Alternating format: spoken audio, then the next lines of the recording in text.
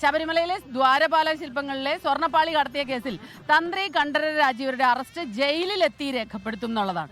കട്ടളപ്പാളി കടത്തിയ കേസിലായിരുന്നു നേരത്തെ അറസ്റ്റ് ചെയ്തത്. കേസിൽ തിരുവിതാംകൂർ ദേവസ്വം ബോർഡ് മുൻ പ്രസിഡന്റ് PS പ്രശാന്തിനെ SIT വീണ്ടും ചോദ്യം ചെയ്യുമെന്നുള്ള വിവരം കൂടിയുണ്ട്. റിനു ശ്രീധറാണ്.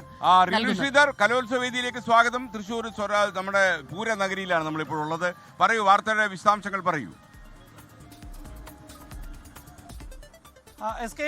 ശബരിമല സ്വർണ്ണക്കൊള്ള കേസുമായി ബന്ധപ്പെട്ടുകൊണ്ട് ജയിലിൽ കഴിയുന്ന തന്ത്രി കണ്ഠരര് രാജീവരുടെ അറസ്റ്റ് വീണ്ടും SIT രേഖപ്പെടുത്തും എന്നുള്ളതാണ്. നിലവിൽ കട്ടളപ്പാളി കേസുമായി ബന്ധപ്പെട്ടുകൊണ്ടാണ് കേസെടുക്കുകയും അറസ്റ്റ് രേഖപ്പെടുത്തുകയും ജയിലിൽ കഴിയുകയും ചെയ്യുന്നത്. ഇതിൽ ദ്വാരപാലക ശില്പങ്ങൾ കടത്തിയ കേസിൽ കൂടി അറസ്റ്റ് രേഖപ്പെടുത്തുവാൻ വേണ്ടിയാണ് SIT തീരുമാനിച്ചിരിക്കുന്നത്. ഇന്ന് ഉച്ചയ്ക്ക് മുന്നോടിയായി ജയിലിലെത്തി അറസ്റ്റ് രേഖപ്പെടുത്തുവാൻ വേണ്ടി തീരുമാനിച്ചിരിക്കുന്നു എന്നുള്ളതാണ് നമുക്ക് ലഭ്യമാകുന്ന വിവരം. സ്വർണ്ണക്കൊള്ളയുമായി ബന്ധപ്പെട്ടുകൊണ്ട് മറ്റൊരു ഏറ്റവും പ്രധാനപ്പെട്ടൊരു വാർത്ത, മുൻ ദേവസ്വം ബോർഡ് പ്രസിഡന്റ് PS പ്രശാന്തിനെ വീണ്ടും ചോദ്യം ചെയ്യുന്നു എന്നുള്ളതാണ്. നേരത്തെ ഇദ്ദേഹത്തെ വിളിച്ചു വരുത്തി ചോദ്യം ചെയ്യുന്ന ഒരു സാഹചര്യം ഉണ്ടായി. അതിനുശേഷം വിട്ടയക്കുകയും ചെയ്തു.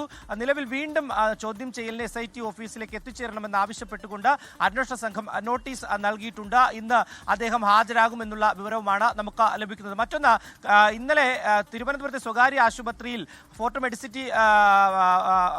ഫോർട്ട് ഹോസ്പിറ്റലിൽ കഴിയുന്ന ശങ്കരദാസിനെ ഇന്നലെ അന്വേഷണ സംഘം എത്തി അറസ്റ്റ് രേഖപ്പെടുത്തി കോടതിയെ അറിയിക്കുന്ന ഒരു സാഹചര്യമുണ്ടായി. ഇന്ന് കൊല്ലം വിജിലൻസ് ജഡ്ജി നേരിട്ടെത്തി അദ്ദേഹത്തെ റിമാൻഡ് ചെയ്യും എന്നുള്ള ഒരു വിവരം കൂടി ലഭിക്കുന്നുണ്ട്.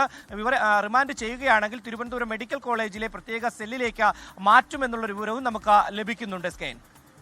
ലോകത്തെവിടെയായാലും ഏത് സമയത്തും 24 വാർത്തകളും ഓഗ്മെന്റഡ് റിയാലിറ്റി പാക്കേജുകളും എക്സ്പ്ലെയിനറുകളും വിശദമായി കാണാൻ ഞങ്ങളുടെ YouTube ചാനൽ നിങ്ങൾക്ക് സബ്സ്ക്രൈബ് ചെയ്യാം.